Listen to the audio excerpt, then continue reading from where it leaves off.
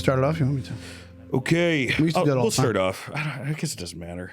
What's up? Have this be our intro. Us debating who starts first. Which how many times has that happened in the battlefield of podcasts? They start off like it's so hard to start these off. Well, there's always a debate. Do you start mid conversation or do you start like? Hey! I think mid conversation. I think my mid's better. It's way better Because I was pretty tragic last week. My intro. You really hammed it up and dropped the ball. I'm not a good host. Do you remember I did a Dan St. Germain and Friends show in November, and Sean did the best on that show. Yes. And by the way, by best, he did pretty good. You know what I mean? Like I ate it. Like most of the people on the show ate it. Like it was not a good show.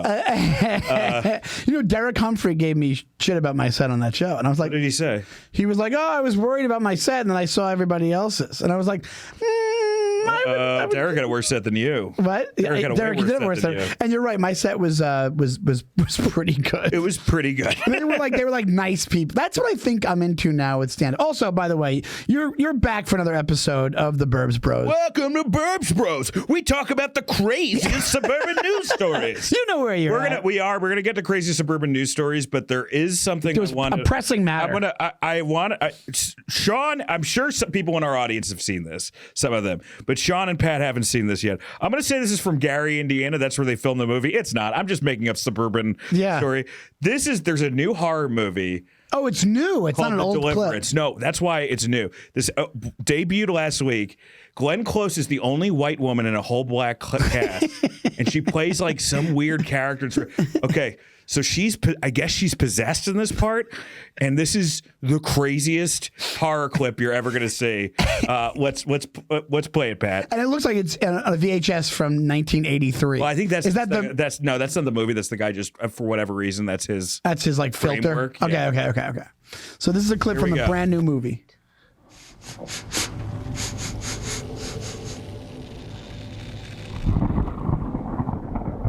I can smell your nappy pussy.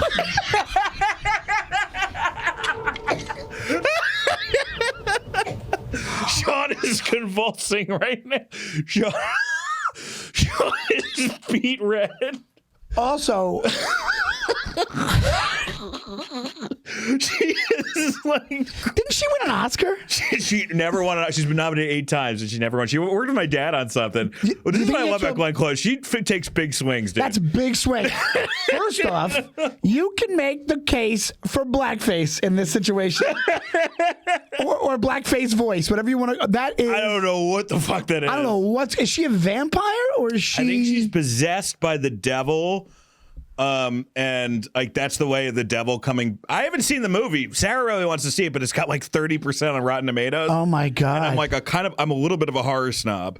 Is there other big names in there, or she did this as like? I think there's maybe a couple other big names, but she was like pumped to do this. What do you think happens? You think for older white women they're just like, this is my Forrest Gump, or do you think like is this the thing? I think it's very hard to get roles.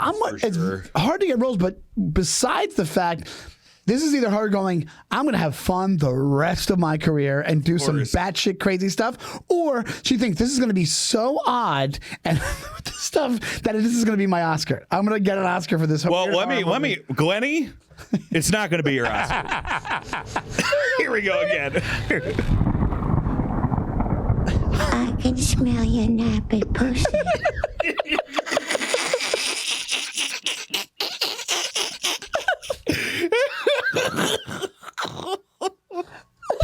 What? Now I'm so curious. Oh my God. I think that's what Paula Deen got in trouble for after George Floyd. Wait, is that Glenn Close or Don Imus? Sorry, there's the cops are coming because they just heard Glenn Close say nappy pussy. You're right, she's playing Don Imus in this. She's playing Don Imus. I think this is the right reaction to when someone tells you that. You just stare them. Oh my God, this is crazy. Oh, it's so I'm wondering. I'm gonna make a guess. I'm gonna make a guess on what the character is. Okay. It's an old racist white lady who's possessed by the devil. Well, apparently she's not. The character isn't racist, but becomes racist. I guess when she gets possessed by the devil. I don't know because she's like in the community before that. She's like. and then something happens to her, and this The is house. This is. I'm guessing this is her caretaker. Also, this is just every Middle East person's old aunt that has a caretaker. This is my Aunt Mary. If she was still in her apartment in Brooklyn. And didn't go to like a place. They always hate old people. Old white people just hate their caretakers. This is we recorded this. We recorded this earlier in the debate. But do you think that I'm going to make a prediction, guys? This is recorded earlier, but this is how Donald Trump opens the debate with Kamala Harris. And then T-shirts immediately.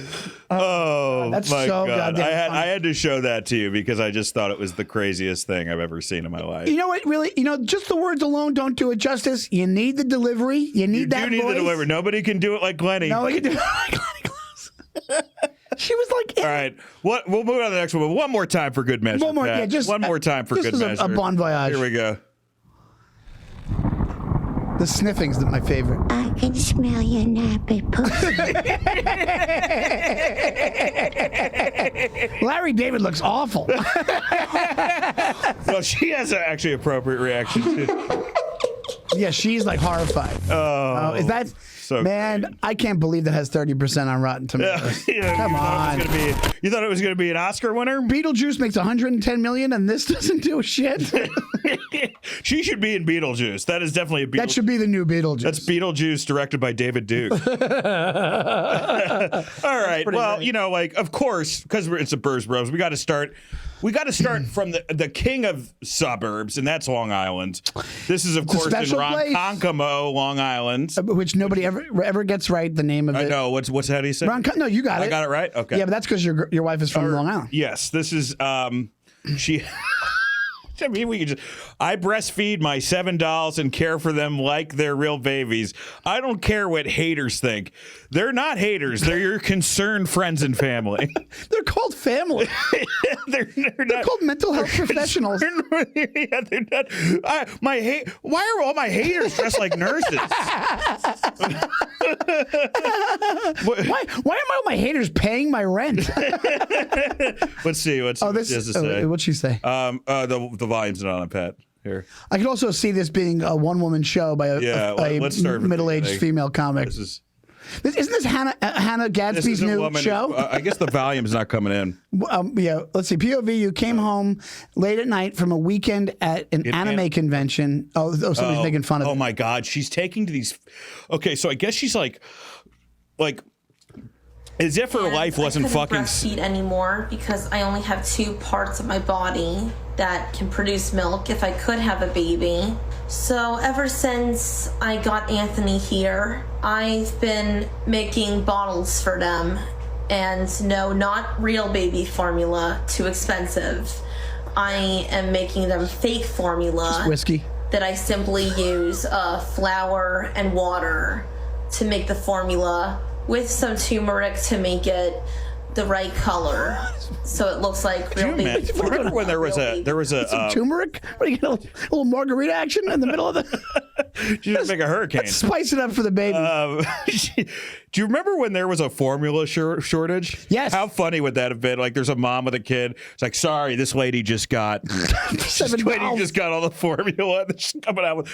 Also, like. Man, this lady has a hard time. Let's see what the article is. I can read the article. Kelly Cunningham has always wanted to be a mother. We only do post, guys, because we can actually read the whole article in 20 seconds. Yes, exactly. But without a baby of her own, the New York native is breastfeeding her dolls. The Ronkonkoma resident bought a reborn doll for her 27th birthday and says she quickly felt her maternal instincts kick in. Now, here's the thing. It's like, this is how you know Long Island's changing. How her neighbors aren't like, get the fuck out of here. She breastfeeds her dolls. And they probably are. I mean, like, it's just... unhinged. Or they don't know. Well, maybe it's, we have a population problem, so maybe we should encourage this. Hey, have all these fake kids. So they said like don't release a carbon footprint or whatever. Males aren't dating as much. People aren't having babies as much. This is like part of the thing here. Where our generation, well, maybe the one before us is like the last generation that like fucked a lot. Like that's over. Our parents' generation? No, ours. Ours. Yeah, so then, what? They just become like androgynous and asexual and just Incels. and like it just adds more to like the whole AI thing where you're like so. inside your own house, getting whatever that pleasure is just digitally. Right. Well, like I think now you'll be able to. Now what you'll be able to do is like, okay, my wife's name is Sarah.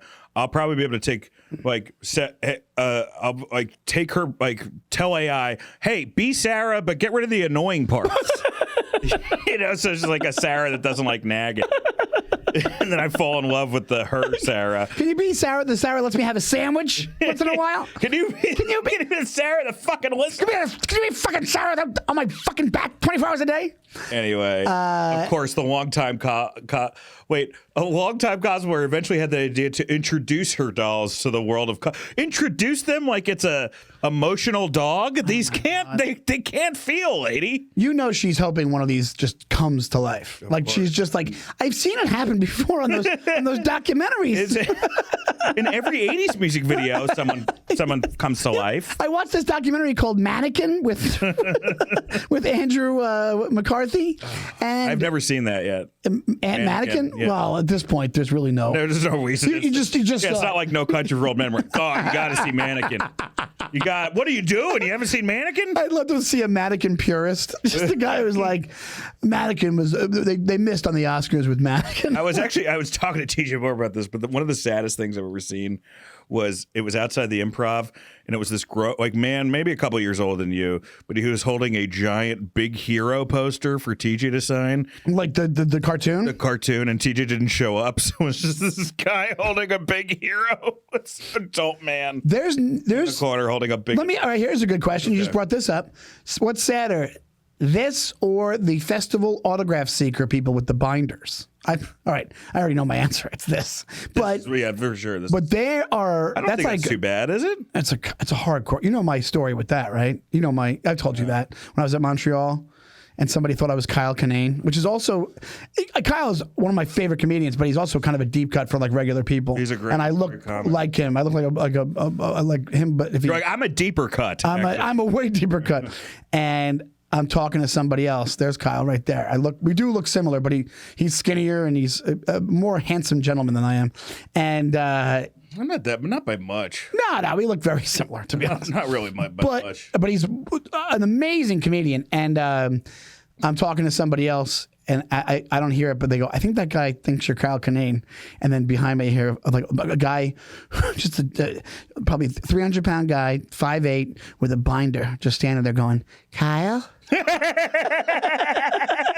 Kyle just said yes. I turn around and I go, oh, I'm sorry, man, I'm not Kyle Kinane. And then he just stood with the binder, stared. I went back to my conversation, and it was the kind of thing where you could feel where you're being watched. I turn around and go, I'm not lying. I'm not Kyle. I'm Sean. And then I swear to God, 20 minutes later, I see the guy again, and he has a page with my thing on it to sign. That's what I mean. So he ran to Kinko's. He ran to Kinko's, or somebody had, like, I think they just print out whoever's on the lineups, and they find it, and they just, it's like baseball cards, but for comedy festivals. Man, I think I'm sorry, buddy. I think that's even worth less now. Somehow it's worth less. All right. Well, this is from the suburb of Oxnard, California. It's outside Los Angeles. That works. Yeah, sure. But no, it is. I've been to Oxnard. It's more. It feels more suburb. It totally is a suburb. Yeah. Get around. We have to talk about this. Chris D'Elia decided to shoot a seizure.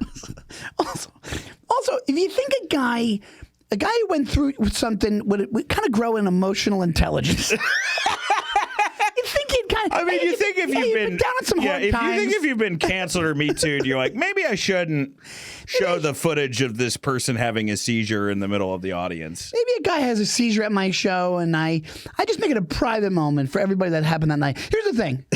My take on this is this. So tell everybody what happened, Dan. Well, I mean, it's pretty self-explanatory. I actually have not. We should watch the video. I watched the video because it's uncomfortable. For me, it was just too uncomfortable. My dad's had a bunch of strokes and seizures and shit. Right. So it's like, but this is. So he posted this guy getting help. Maybe he asked him. We don't know if he asked him whether or not. He does say, "Can we get?" But if you watch the video, watch the video. If you watch the video. He says, should we call him an ambulance? Maybe like, should we get him a snack? Maybe watch with the flippantness, if that's a word, of how he says, should we get him help? Flippancy. Ambulance or something, huh? Somebody? Some of the times they don't do it. Like they'll do like I love it when the corporations don't do it. Oh, he like, blurs the like, face. First it'll happen. This poor fuck. Poor guy. Yet, but Oh my God. It looks like Luis Major League Gomez. Baseball did it recently. They were just like June 1st happened. And they were like, maybe we don't. Have to. Yo, is this guy all right? No, he's not okay. Oh right, my bro? God. No, he's not. He's not okay. What? Why did you post this, Chris? Maybe lie him down. This is the point where You should call an ambulance or something, huh? Somebody? Dude, all right. Let's see. Guy just had 5 months Okay, bid. if I'm Chris, right, and I already know that like there's a sizable portion of America that thinks I'm a fucking creep. right. Which happened about, what, 2 years ago? if I'm really disillusioned, really cynical, wouldn't you have somebody else film this? Because he is being caring in this video. So have like release it from a burner account to make it look like you didn't release it. And hey, here's Chris being a good guy with a seizure. Yeah. You know, like, oh, I didn't release this. But like you releasing it takes the good away from the action. And just release the part where you're helping the guy out, because it goes further and he just kind of just riffs off the guy having a seizure after he gets. If you can hit play again, Pat. It's Really hit him hard. I don't know how. Well, you too soon. It happened now during the comedy show. What do you mean too soon? What am I supposed to do? A fucking monologue from Tennessee Williams play? Yes. Jesus Christ. That is actually Too kind of funny. soon. It's the fucking goddamn bad. comedy club. No. You guys He are gets like, laughs you know, after be it. Cool. Fuck you, dude. You know how hard it is to do this shit right now? Wait, now it becomes about how hard it is to be a comic after somebody almost died. No, man. Laying down. But my favorite part is- You can lay down on a chair. The guy laid down on a chair. What are you talking You about? guys He are like, didn't. He well, didn't be do anything. classy He about had it, no fuck control it. of his body. He won't die, right? Okay. Okay. Manifest happy thoughts? Okay. I mean, I did want to come up here. He's like, 2018 didn't happen. manifest happiness. Okay, sophomore field hockey practice. Believed her when she said high school.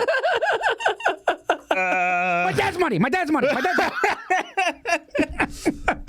Whatever. It's one of these things. Anyway, where I get the knee jerk, and I think it was funny, like after what he did. But it's one of those things where it's like, considering what happened to you in your life, maybe you just don't post that clip. And you know, I always say this about Chris. Whenever I have never seen anyone kill harder than Chris D'Elia. He's a killer in my entire life at an improv. Like, and I've seen everybody, guys. I've seen Chappelle. I've seen Patrice. I've never seen somebody like the room was fucking shaking. I thought I killed that night, and then he got on stage, and I was like, no, that guy killed. Yeah. But having said that, don't put like or Sean. Do we go the other way? You and I. Let's be honest, we've had some nice things happen in our career, but things could be better. Sure. So do you think maybe to get our own fan base, we should just go into old folks' homes and just film seizures? Do you think we could get more influence? Just go to nurseries and induce SIDS? Yeah, just we go and we bring a strobe light and we just like we hold the camera on. I'm like, come on, I need content, motherfucker.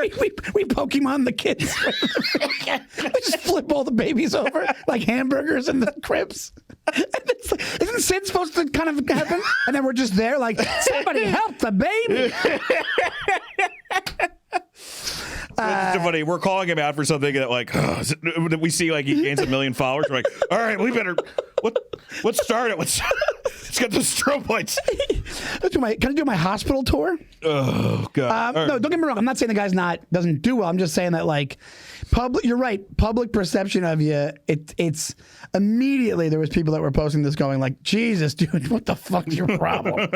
I think a rich kid really learn no lesson. I guess just learn no lesson. I mean, it's just absurd. You would just think that this would be like an immediate faux pas. Like I've had stuff like this happen during my. Do you remember that there was that place Sound FX? It was a Brooklyn venue. Yes, it was a cool. I know venue. the name, and I've been there a couple times. One of the worst sets of my life because there was somebody who was like clearly schizophrenic or mentally ill screaming on front, and then it made it even worse because one of the comics was like, "Hey man, this is a comedy show," and I'm like, this is not that situation, dude. This guy has no Yeah. idea where he is right now. You know, this isn't like a question of decorum. But I wouldn't like post that interaction online. No, remember, this is that was also pre-online probably. Pre all these clip stuff. Yeah, when he had remember the story? I ever tell you the story about? Remember right near Gotham there was that Irish bar and it was really gross and they would have shows upstairs and there'd be like nobody there. And there was a guy, Limerick House. Limerick House. Yeah, I used to do that all the time. And there was a guy that doesn't do comedy anymore. I won't say his name. Nice guy, but thought he was like Bill Hicks type scenario and would like fly off the handle. And one time there was a group of I know. A group of blind guys that were just there with their caretaker. And this guy's on stage, and these blind guys are heckling this comic, full on heckling him. And I swear to God, the guy's trying to go back at him, and they're laughing, and the handler's trying to calm them down. There's like 8 people besides them in the audience. It's brutal. It's brutal. Yeah. And this guy doesn't know how to handle it, so he goes, pull on, takes his junk out of his pants, doesn't show it, but just cups it in his hands and waves it at them from the top, like puts his foot on the thing, and he's like, remember this. And waves, and everybody's in the back, like they can see, is like horrified, and these blind guys have no idea what he's doing, and it was just one of the most shit show situations I've ever had in comedy. Limerick House, just to describe it to our listeners. And sorry, this is a little inside baseball, but it was above a bar, and there were 2 bathrooms right behind the stage. So people would be during sets, and they were the bathrooms you took they would leave to like in the middle of the set. You would see somebody walk past you to take a giant shit right behind you, you know, because there was a urinal downstairs. It was such a gross. So then they would it was such a gross, and that place was like, I remember like. I was where I found out Michael Jackson died, and I remember being like, you know, this is the place you should find out Michael Jackson died. This is like a perfect place to find out Michael Jackson died.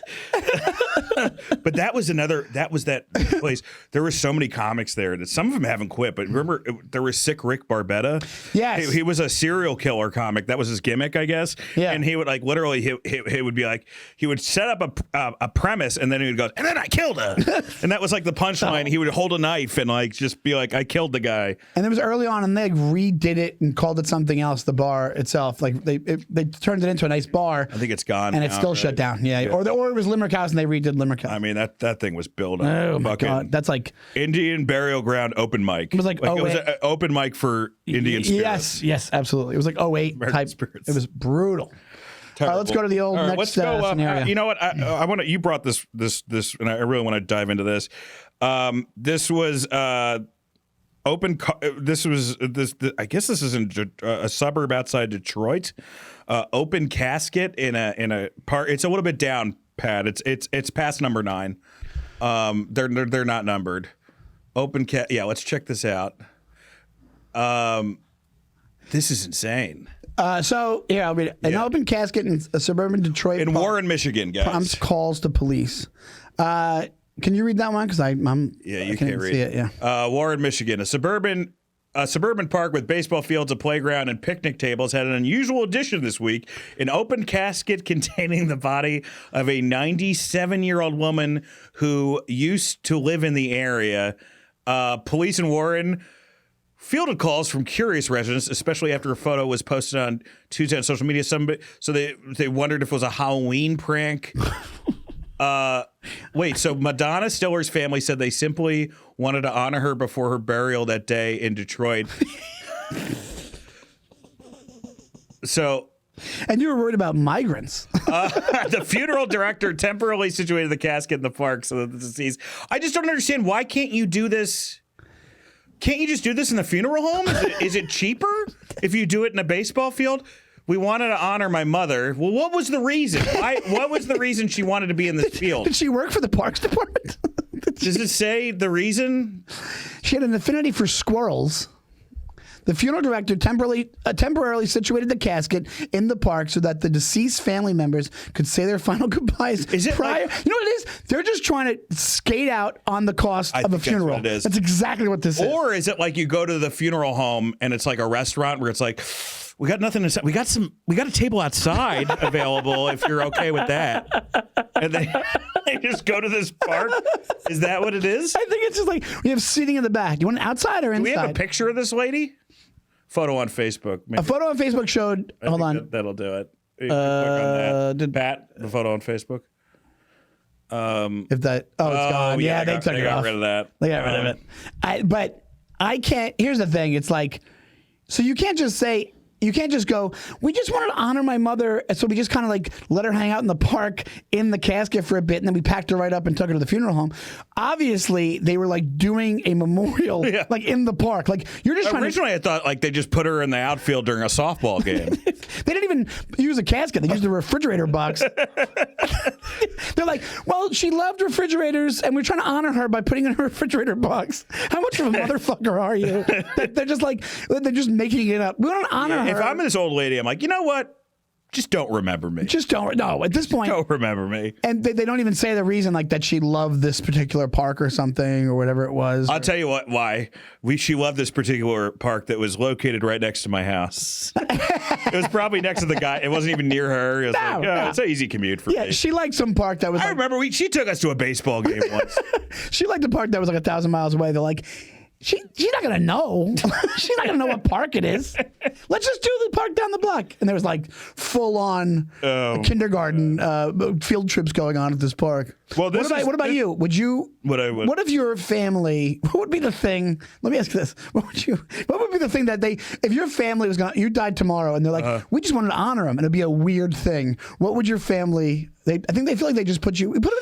We just had a bath of maybe of like ranch setting in me the up middle like of I'm holding a mic, like I'm doing comedy even in the afterlife. That would be pretty awful. I figured it'd be because I've known you for a while. They put you like propped up on the seat of a dunk tank, but there's ranch in the pool part. How much you love ranch? It's just they're like we wanted to honor him. He loves ranch, so we were throwing baseballs at this dunk tank, and we doused him in ranch. And instead of like traditionally at a burial, you throw dirt on the casket. Yeah.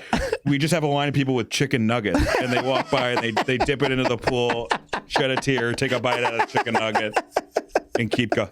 I've always wanted to do with Sarah McLachlan's "I Will Remember You" in the background for sure. I always wanted to do if I could do anything, I would get pose like a bear, so Sarah could just put me out during Halloween and scare kids away. That would be the thing that I would actually. That's what you actually would want, though. Yeah, I think that's kind of fun. And also, it's like the David Cross thing. I give my body to a bunch of necrophiliacs. I don't give a fuck.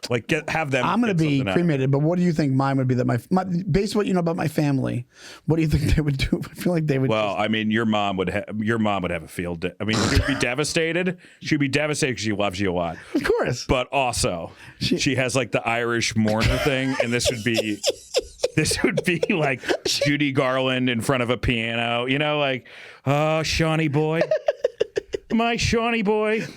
It would be all. I think she'd put it just a wire halo.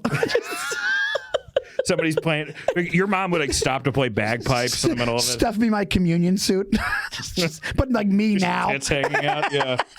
Oh my God. We tried to honor him. Let's just embarrass him by honoring him. All right. Well, let's get some good news. We just had some. This is from Derby, Vermont. It's number 4, Pat. Derby. If you want to scroll back up, this is just this fucking asshole put a bucket on a dog's head and it almost goddamn starved. But now it's the reason this is a feel good story. They took the bucket off the head, and he's got a family now.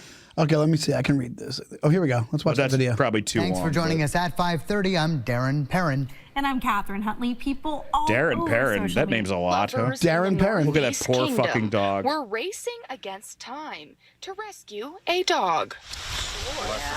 This is. Oh yeah, he's all skinny. He's all skinny, and they should have a picture. I think later on of there it is. Pat Note, who Oh, is come ill- What a on. fucking piece of shit. Get Who on are his these head. guys? When he tried to You're an evil fucker if you're doing this. You're an like this. evil fuck if you're doing that. If you're fucking fascinating. I love my dogs more than I love most people. Besides maybe my wife. That's the only one I love more than my dogs. Yeah. I cannot imagine doing that to a poor dog. I mean, I want to be a vegetarian anyway, because I think, but it's like, look at this fucking. Well, that's thing. what they say. They say this is what you do when you're like part serial killer. You start fucking with animals, and this is the exact. This looks like dog saw. Like there's like a thing. You know what I'm saying? Like this is just torturing an animal. All dogs go to heaven, but that guy's going to fucking hell. Yeah, absolutely. That's brutal. But the point of it is the dog's okay. Dog's okay. So it was somebody's dog that was just lost, and some guy found it and put a bucket on his head. Is that what happened? I don't know if it was if it had an owner now. I'm sure that the only good thing about these things is like when something like this is so horrible, like somebody usually adopts the dog immediately. Yeah. Because it's like it's so fucking bad. And I think, you know why dogs are so great? Because that guy did that, and this dog is still warming up to these humans that rescued him and is totally chill with them. Not total sweetheart. Total sweetheart. We can't make jokes about dog torture. I'm not. No. Yes. Some of these stories were just they're just awareness. stories. And also, if you're putting bucket heads on dogs, go to a therapist because you're part serial killer. That's the message. If you've put a bucket head, if you're this guy, kill yourself. If you're this dude, put a bucket head, I don't give a fuck. Because it's coming from somewhere. Yeah, just fucking. It's gonna get worse. You're gonna do something way worse. Yeah. So just fucking jump off a goddamn cliff somewhere. You ever realize Make sure that no one's underneath you so you don't hurt anyone else. You ever realize, because you love dogs so much and your dog so much, that sometimes you'll hear stories about humans getting tortured and you're like, that sucks. But this just affects you that much. No, yeah. You know why? Because there's so much. Dude, I could watch serial killer stuff till like midnight. But if it was a dog, well, Sarah's like Sarah loves the gruesomest horror movies. But then as soon as a dog's hurt, we have to turn it off. That's also our friend Kevin McCaffrey. He will not watch a movie or hear anything about a dog getting hurt. I hear that. I hear it too. I hear that. So we know we're not psychos. We have our issues. We're not psychos. Let's go to Well, this story's not that great. The next one: Wildwood, New Jersey, cops run over.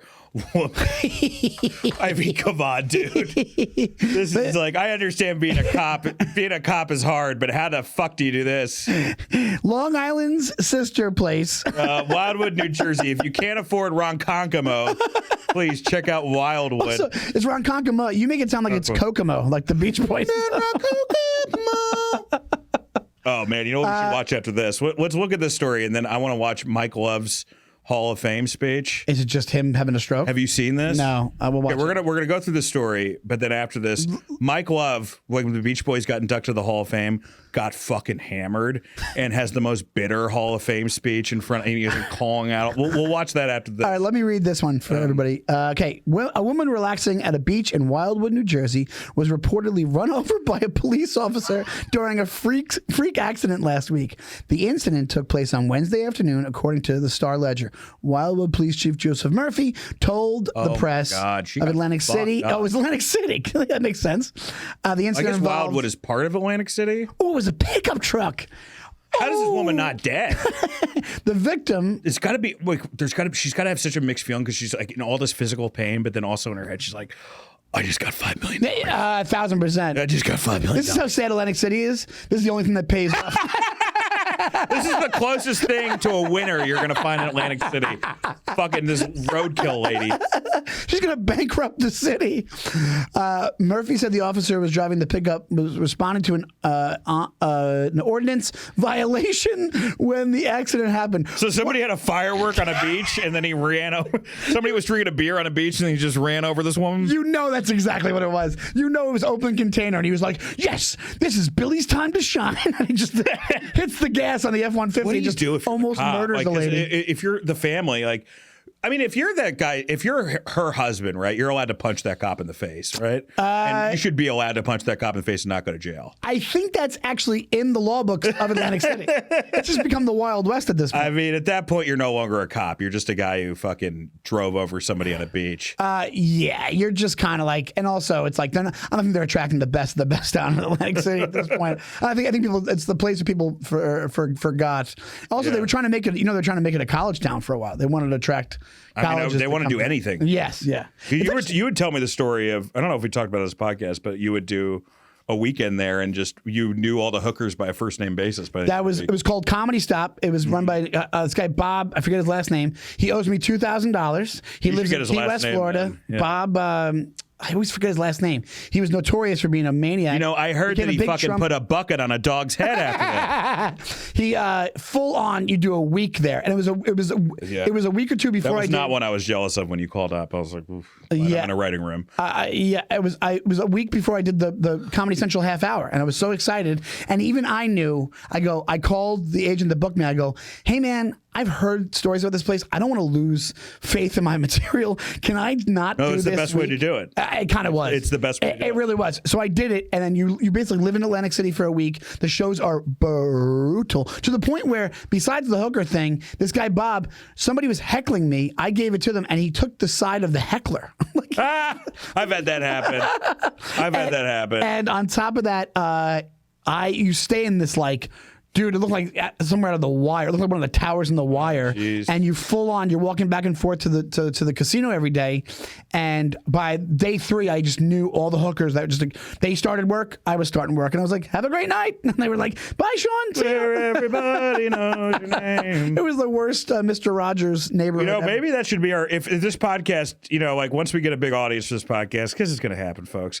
It's going to happen. If our first road gig should be in Atlantic City, it's perfect for our show. Absolutely. At Wildwood, New Jersey. And we do it on the boardwalk. Somebody tries to shoot us. You know, let's finish. We could do it tomorrow. I know multiple spots that'll have us. I don't mean to brag, bro. I can get you booked anywhere in Wildwood, New Jersey. One of them is this guy's backyard. This cop's backyard. All right. Well, I told you this. Can you pull up Mike Love's Drunken Rock and Roll Hall of Fame speech on YouTube, Pat? I can't believe I'm actually shocked because I know Sean's a Beach Boys fan. I can't believe he's never seen this before. I've never seen this. I'm really pumped about this. I've seen. I just watched the Joe I wonder Namath if they one. have the best.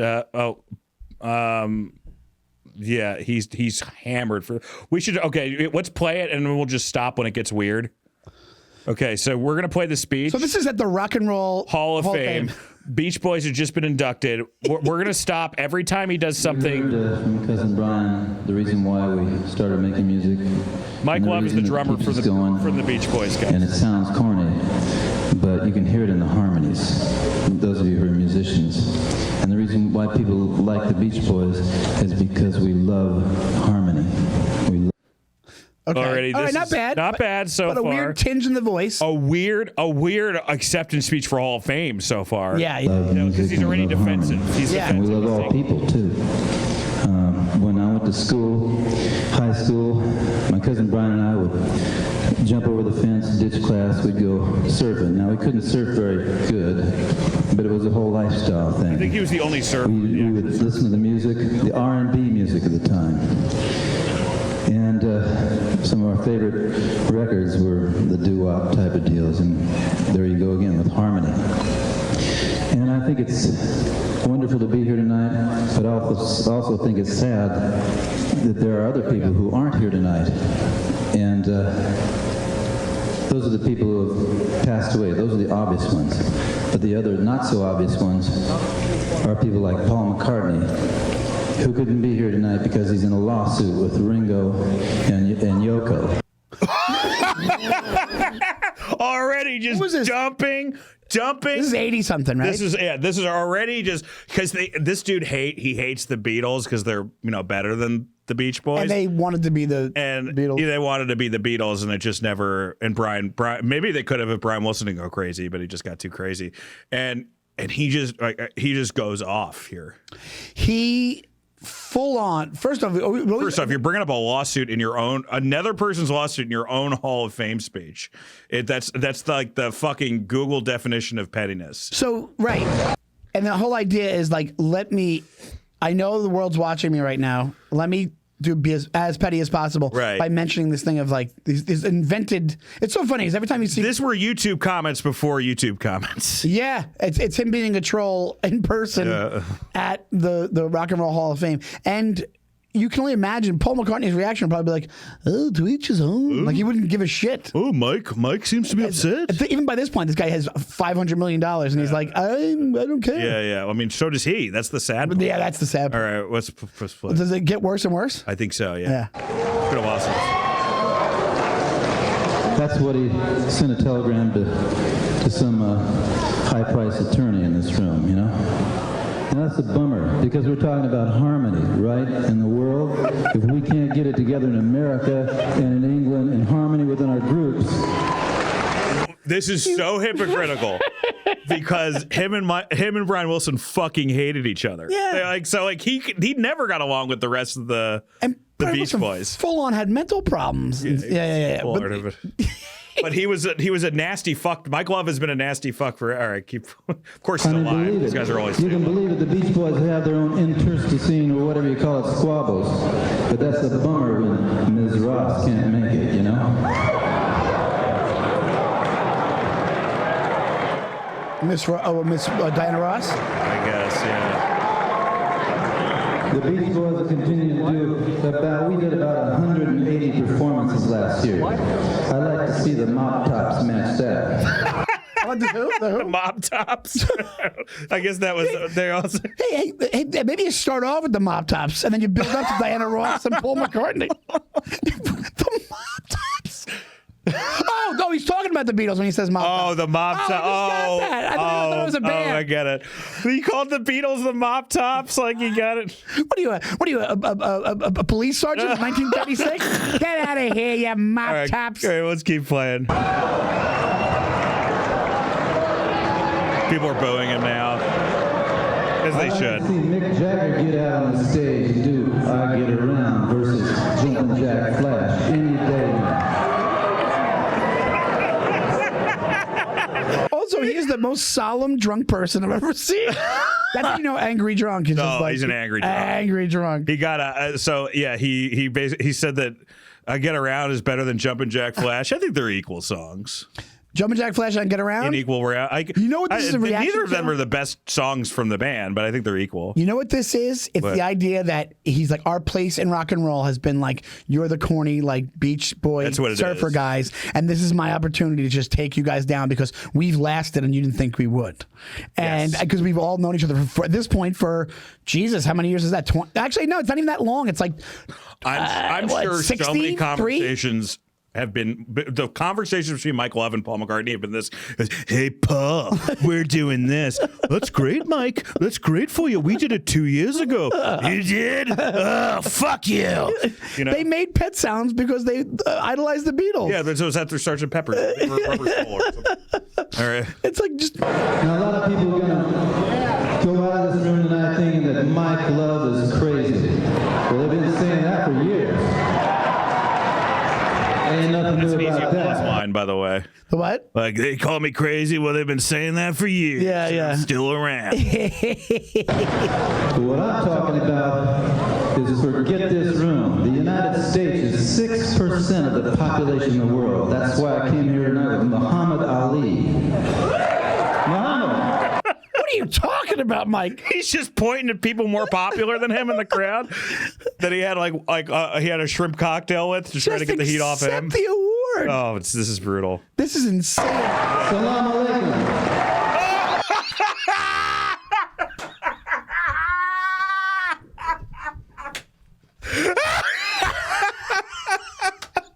He's doing. You guys can't see if you're just listening. He's doing the prayer hands. He's prayer hands. Muhammad. Salam alaikum.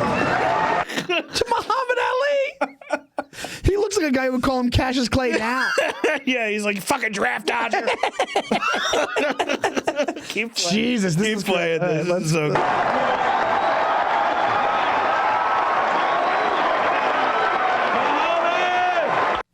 Muhammad Ali's like, Ali wasn't he's like, fucked up. leave me out of this. Yeah, yeah.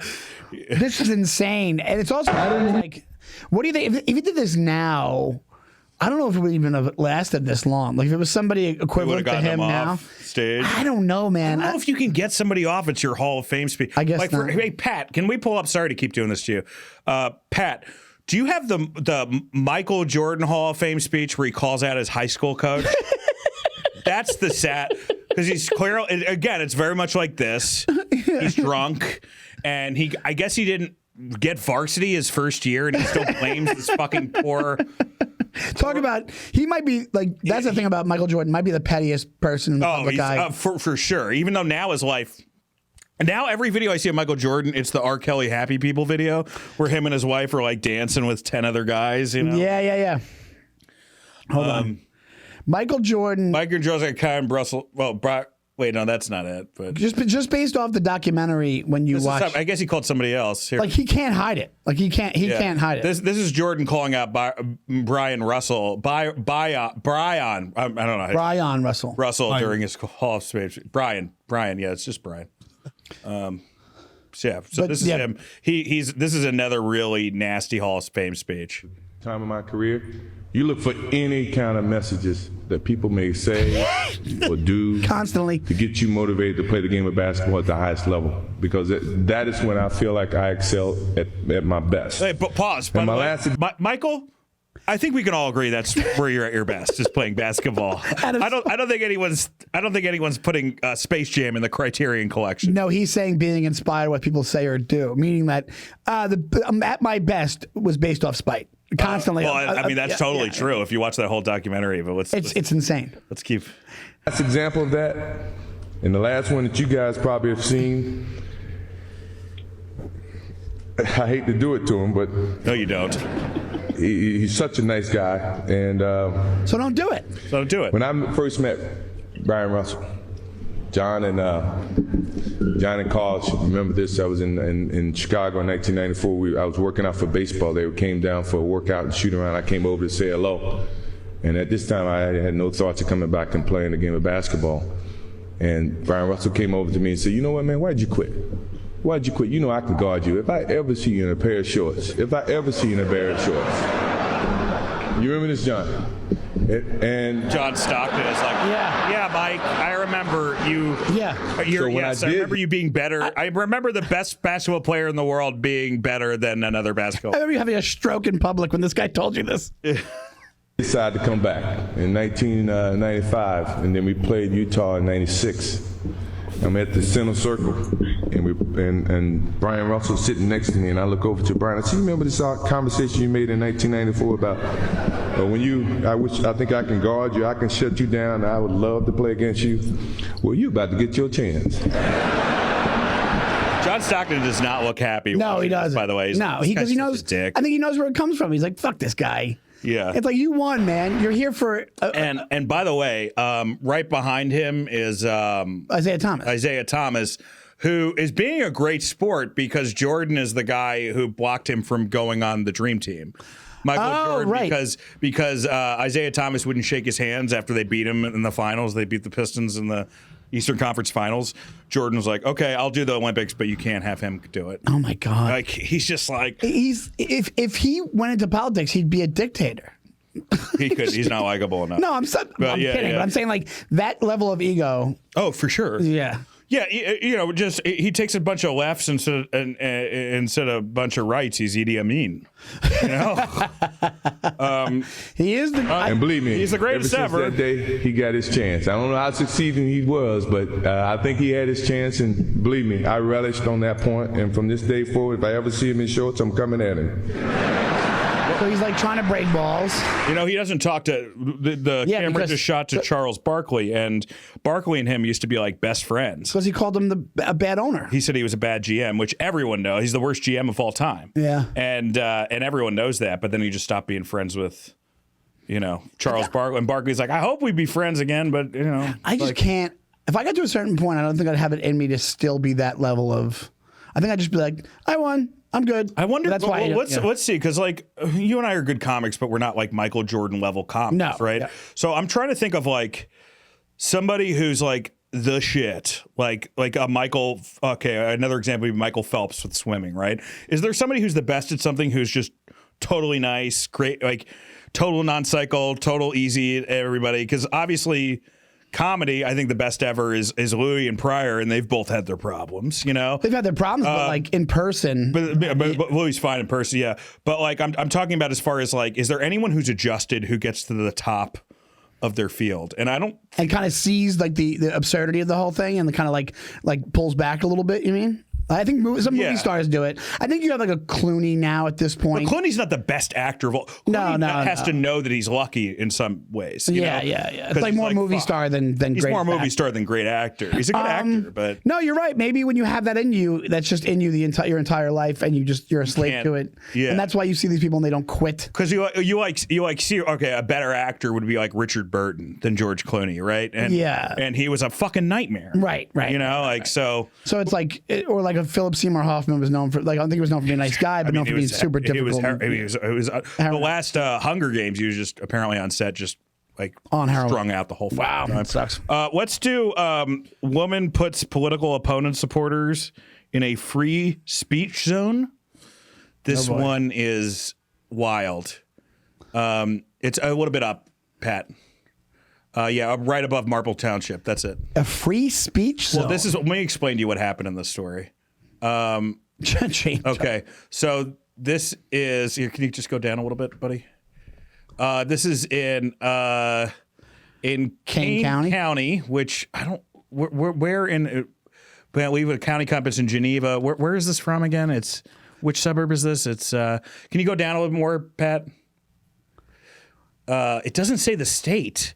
So I apologize for that. Kane County. Let me look up. But there's probably a bunch of Kane County. Yeah, there's probably a ton of them. It's probably Georgia or something. I think it's Georgia. Yeah. So basically, this is what happened. Is this woman? This free speech zone was created because a week earlier, people were starting a petition against her and for somebody to go against. So she just is like, okay, now if you do that, you're only in this zone. Meaning, she basically took all her criticism and is like, okay, you can only do that here now. Illinois. So. Okay. Wait, hold on. So we have just zoom in just a little bit. I'll read the details. Here we go. Kane County Board Chairman Corinne Pirog said Wednesday that a First Amendment zone was created at the Kane County Government Center to ensure people had a place to speak, not to prohibit them from doing so anywhere else on the campus. She's doing it. She's having the zone right in front of where she works, so she can probably just look at these guys, like monitor it, monitor it, try to intimidate them. Who are my enemies? Speaking of Hunger Games, this is what it sounds like. This is crazy. I mean, this is small town officials get away with the wildest shit, dude. Well, it's like that. Remember that Kim Davis thing when she wasn't giving out the marriage licenses? She was dressed like a fucking Little House on the Prairie mom. Hold on. Here's a quote here. Hold on. As a Democrat and an American, I do not agree with restricting free speech at all, board member Michelle Gum said. We are in a situation that we should not have been put in. She's her rival. I think we should hash out how we got here. Last week, it's Illinois. Sorry, Illinois. Yeah, that's what Pat said. Last week, the county installed signage based on ones used by the National Park Service in front of the rear of Building A, which houses the treasurer's office and the county board offices. So the signage said "free speech." It's like they do. Do you remember? Hey guys, we're gonna hand out these stars. They kind of look like triangles. These are free speech stars that you have to. Well, they do this shit. Both Republicans and Democrats do this all the time. Like it's like for the DNC convention, they're like the Gaza protesters. They like have a fucking essentially a cage for them. You know. They're like it's a concentration camp, and then they put them in a concentration camp to protest outside. I'm not getting, I'm not going to say my opinion on Israel either way, but I'm just saying it's so funny. They're protesting these conditions, then they're put in these conditions like outside the cut. There's the sign. I remember that in 2004 too. The Iraq War protesters for George W. Bush, they were put in this literally like a pen, Oh my God. First Amendment. Here we go. This is what the sign says. Let me read it. First Amendment area. This area has been set aside for individuals or groups exercising their constitutional First Amendment rights. The County of Kane neither encourages nor discourages or otherwise endorses these activities and receives no funds in relation to these activities. All right, two things. It'd be funny to read this in sarcastic voice. That's how she wrote it anyway. First Amendment area. This area has been.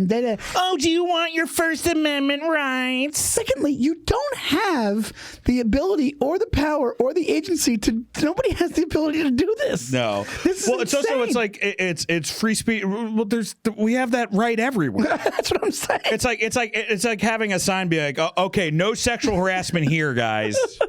It's like but you can do it, everywhere else. One of my favorite, I think you should leave sketches, where he goes to the haunted house and he's like, God, that sketch is brilliant. This is the Late Show, so we can say whatever we want. He's like, big fat load of jizz. My favorite is when he unpacks it slowly at the end when he's about to cry. He goes, I just am saying, I'm not trying to ruin anybody's day. What if this covered? And then he goes into it. All right. You know what's so great about that too? I auditioned for that, but I think you should leave. Or that sketch. I didn't. No, there's another sketch. It's actually going to come out. There's a new season coming. Oh my God! That's I didn't get it, but they do a combo on that show of like really good actors and really bad actors, and I think it really helps with the sketches. Like some of the acting is really unnatural. They have like whack pack ones too. Yes, they have like the guy from like he's like a steering wheel that doesn't fall off when you drive. I wanted to include this because we just shit on this Wildwood Cop. We gotta wrap it up here, and then we'll go to the after hours. All right, yeah, then we'll do after. We're gonna talk on Patreon. We're gonna we got some wild shit to talk about. We're gonna talk about this guy who proposed to this woman. He was a pastor, and I guess he proposed at the woman's husband's funeral in front of his family. It's crazy, and we'll be going through some other stories as well. But this is the opposite of the Wildwood, New Jersey. This is like, okay, cops' jobs are so fucking hard. And this was in Marble Township in Pennsylvania. They must do this. This must happen all the time. This woman who was beating people up, punching, kicking, she doesn't have any ID. She doesn't give her name. So they just have this Jane Doe there. And I'm Time traveler. Yeah, that's the other thing when you're a cop. Oh, Delco. This is like where Shane and those guys are from. Yeah, of course.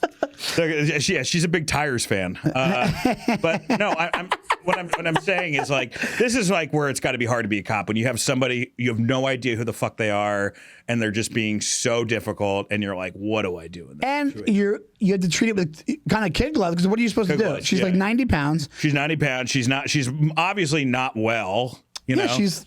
She escaped from somewhere, or maybe she's under care from her family or something. And then, what are you supposed to do? Because you have to check what all the hospitals in the area. But like it's and she's also like kind of cute. Not bad looking. All right, settle down, Sean. I'm just kind of cute. Come on. I really love the way she drools and shakes. It's such a turn on for me. See that unattractive? That's how you know, like, she doesn't look like she's been out there that long. This is like day 7 of going off the rails. Remember the astronaut that like tried to kill that guy and wore a diaper? Yes. She kind of reminds me of that. They did a Law and Order about that. They did like they ripped it out. Yeah, she kind of looks like that. But also, is that a Rutgers t-shirt? Maybe, dude. Maybe start there. You've been in all number one, right, Sean? No, the only thing I ever got offered was a Law and Order, and I couldn't do it. You couldn't do it? Why? I was like away or something. I forget what it was. Please, anyone I've actually talked to some of the head guys at Law and Order. Please put Sean Donnelly in one of those roles where he has to give details of the case while like unpacking stuff. Oh, like the Mulaney bit? The Mulaney bit, yeah. I saw him before. That's usually all the roles I do anyway. And I was not on Law and Order. You're all civil service roles. Yes, and I did do an FBI, which is the same people. Yeah, and I kind of had. I was a right wing shop owner. I did do that. Well, that was like Henry Zabrowski, friend of the show, very funny guy, hosted the last podcast on the left. I guess he did a Blue Bloods where he was like a pedophile or something. And like in the scene, Donnie Wahlberg has to like tackle him to the ground. And so he does. But during the takes, Donnie would like tickle him just because he thought it was funny. That's really funny. That's super funny. It's funny, but also like highly inappropriate, you know? Yeah, but it kind of cuts the tension. It's not like Henry's going to care. The tensions. Yeah, guys, this has been a blast. That's a great episode. We're, let's do some plugs. So this is coming out on September 16th, Sean. I'll get my plugs out first while you remember yours here. I have a free special on YouTube, Dance Fatty Dance. My half-hour Comedy Central special is also free down there, but please watch the one that I produced because I got to get money back from it. Just leave it on play. Yes, follow Burbs Bros on Instagram. We have a YouTube channel that's popping off. Follow us on that. Become a patron. $5. You get an extra half hour every week. So that'll be a lot of fun. And as far as live dates coming to you, I'm doing Skankfest in Las Vegas at the end of the month where I'm going to actually roast battling against a really good friend of mine, Scott Chaplin, who was my older co-host on Wrestle Roasts. I'm going to be in Georgia and Baton Rouge and Lafayette and Lake Charles the weekend after that. I'm doing a run with Chapey Leonard, great guy, a very funny comic. And then the weekend after that, I'll be headlining Go Bananas in Cincinnati with Kate Willett opening. So a lot of different fun opportunities to see and all my stuff will be new from the special. So you're not going to see the same jokes. Anything else, Dan? You want to keep going? No, that's it. I read the Declaration of Independence. Hey, you should see like when Jay and Dan did theirs, they had tons of stuff they had to read off. Yeah. Get them all out, buddy. I'm at Shawnee Time on Instagram. Definitely do the at Burbs Bros Instagram as well. I'll be in Montreal. I'll be in Montreal in November. Comedy Nest. I'm going to be back in Austin in November at the Creek in the Cave. I'm in Jersey and Pennsylvania. I'm going to open up for my friend Gary Goldman in December. So I'll have more details about that coming up. So yeah, I'll be opening for Dan in November. And I always hate to say those because that's the one they come to. You know what I mean? They're going to come see Gary and Dan and then see us do 15, Thanks so much, guys, and we'll see you next week. See you next week.